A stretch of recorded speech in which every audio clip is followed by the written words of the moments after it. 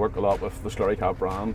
Quality wise, I don't think there's anything like it. But like the thought in the stuff and the way things work and the way things fold up, it's next to none. Simple things like that, it gives you a lot of faith in the product that you're using.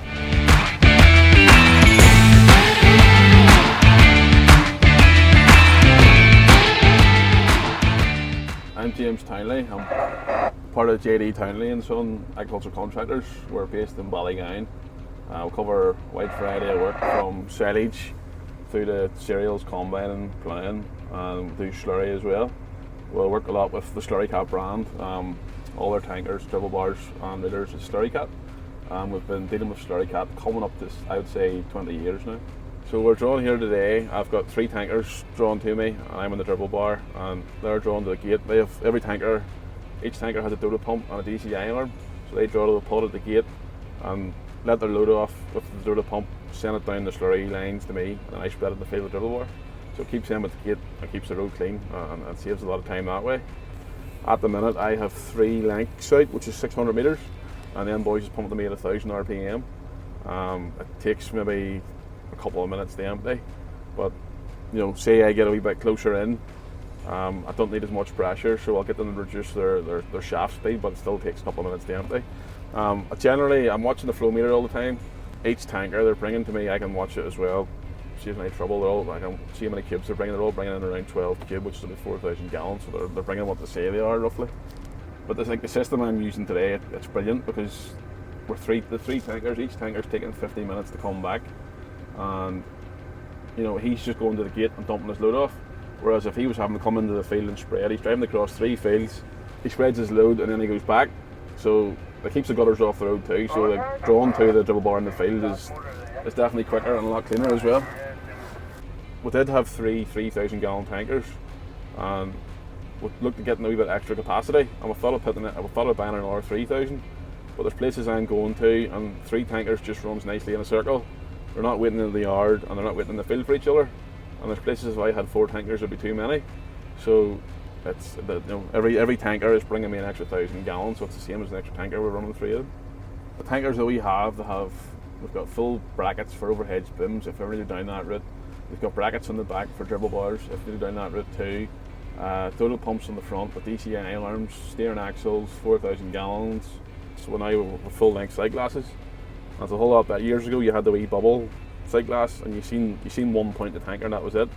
Like even whenever I'm saying about pumping, then boys can watch the slurry go down the full sight tube and say it stops going down and I'm not getting slurry. Well, I know that there's a problem somewhere, so it's handy. It's feedback for drivers.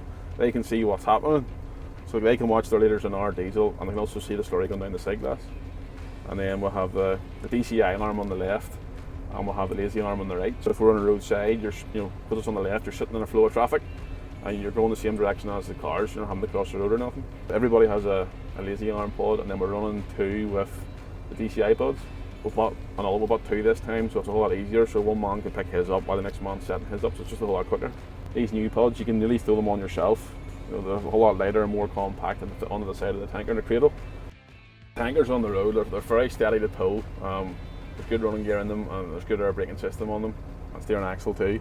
They're glued to the road, them tankers, and I'm not saying like we're going to be rash and throw them in the corner, hard, but you just know as you go down bumpy, especially like back roads and stuff, as you bounce about them, like the tanker's fairly steady and sticks to the road. Quality wise, I don't think there's anything like it in maybe the UK, but definitely Northern Ireland that's painted as well as SlurryKat. Like we've seen the facilities and they're next to none, like millions of pounds have been spent. Like you can wash them tankers after 3-4 years and the shine on them is unbelievable. The paint's hard wearing as well. Like stone chips and Slurry can eat the shine off paint, and they are well painted to be fair. And like material wise, the tankers are like our last tankers went away.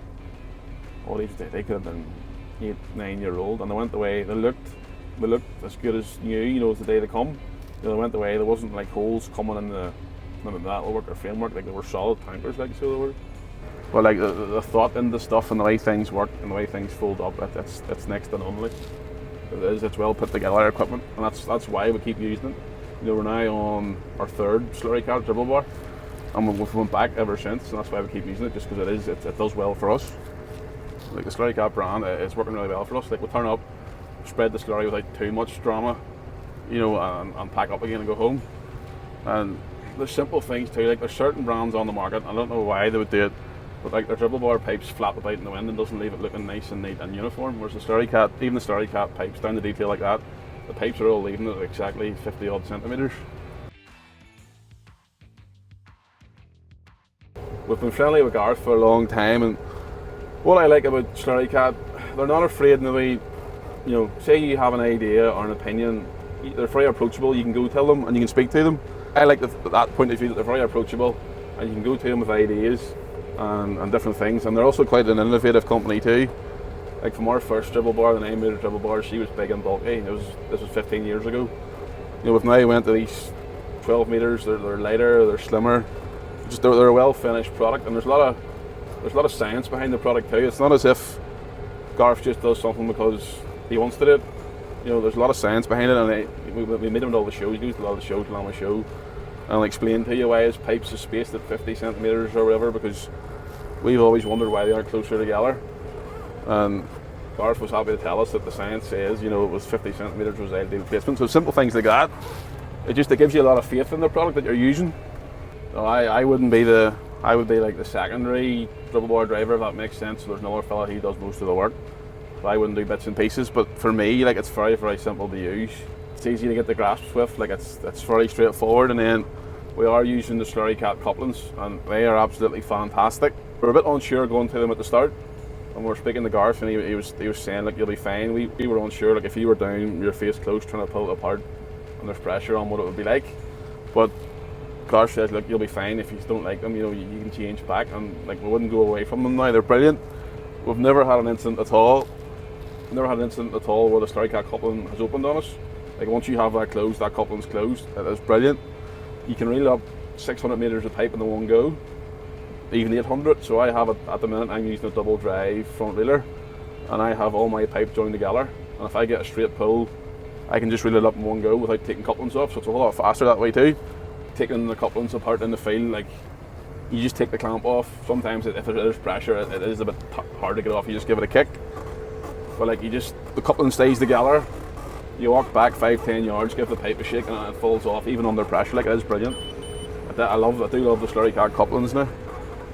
So hose, we have always been Oroflex. Dragging it across the field, we've had no bother at all. Like we have pipe there was 7-8 year old, and yes, it was getting towards the end of its life, but we were still using it. You know, it was 100%. Like the Oroflex is brilliant. Like, it is brilliant.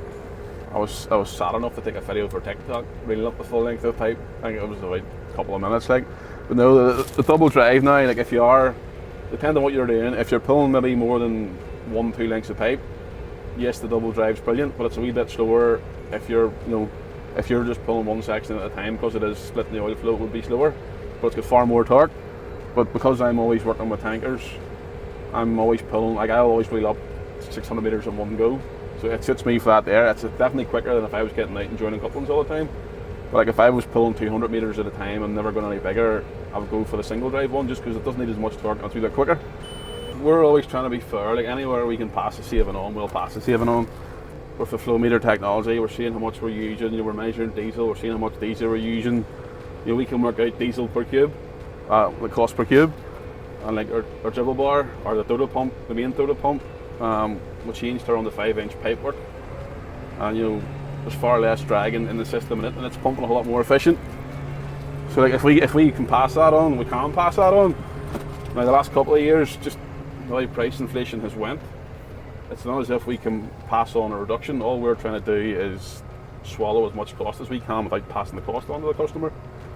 So yes, the efficiencies are definitely adding up. You know, so from the customer's point of view, as long as we do the job, it doesn't matter if we turn up in a red tractor or a green tractor or a blue tractor. You know, they just want the job done, and SlurryKat's doing that for us. So it's peace of mind for us that we can just go and do a job, you know, and come back that night and the job's done and everybody's happy.